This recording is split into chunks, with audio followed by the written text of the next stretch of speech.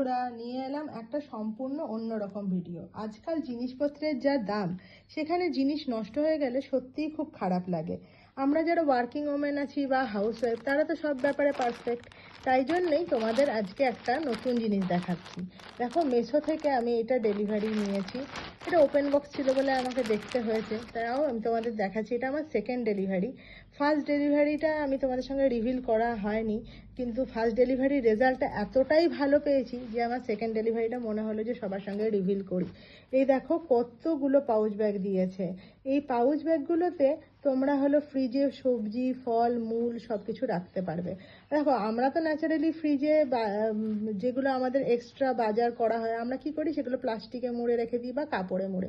সত্যিই তোমরা এই জিনিসগুলো দেখো এতটা ভালো, এবং এটার ভেতর দিয়ে হাওয়া চলাচল করে, প্লাস এটা দিয়ে কি সুন্দর চেন সিস্টেম আছে বলে জিনিসগুলো সত্যিই কিন্তু নষ্ট হয় না।